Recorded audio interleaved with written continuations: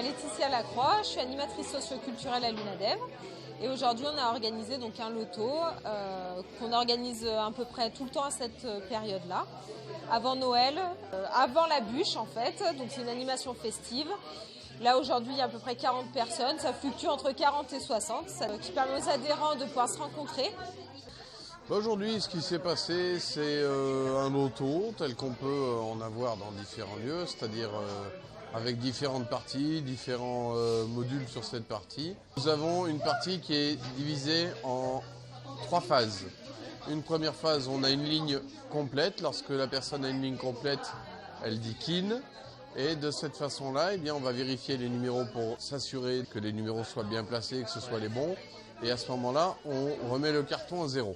On a le même principe d'une deuxième fois une ligne KIN, mais qu'on va compléter par la suite. Au lieu de tout retirer, cette fois on dit aux gens de laisser l'ensemble des pièces sur le carton et de pouvoir aller jusqu'à un carton plein pour emporter le gros lot. Donc il y a 2 petits lots et un gros lot par partie. Alors on a opté cette année et l'année dernière, parce que ça a bien marché, pour du matériel adapté. Parce que ça leur sert toujours, que s'ils l'ont déjà, ils peuvent le donner à quelqu'un assez facilement. Donc c'est vrai que c'est quelque chose qui plaît. Bon, ben là aujourd'hui on a eu une balance de cuisine, un pèse-personne, il y a eu des bouteilles de vin, il y a eu des portefeuilles hommes. Donc voilà, après c'est des lots un petit peu composés pour certains où il y a plusieurs choses dedans. On compte beaucoup sur toute l'équipe de bénévoles, c'est ce qui est intéressant. C'est que c'est des adhérents bénévoles qui participent à l'organisation en fait du loto.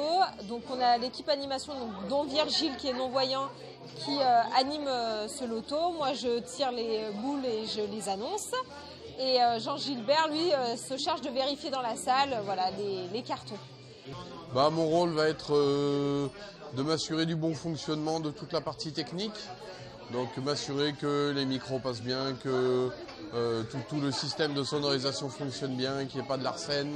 Ça peut être, lorsqu'il y a des pauses, d'avoir des petites parties d'animation musicale. Et puis assister un petit peu la personne qui, entre autres aujourd'hui, est Laetitia, qui va tirer les différents numéros et les annoncer. Ça leur apporte, je pense que déjà c'est l'échange, parce qu'en fait tout simplement quand ils arrivent, ils viennent souvent à 2, pas plus. Donc on les met à des tables où ils sont 6 ou 8, donc forcément ils échangent entre eux. Pour les bénéficiaires, on est déjà dans une ambiance qui est plutôt agréable, où les gens rigolent facilement les uns avec les autres et il y a vraiment un échange.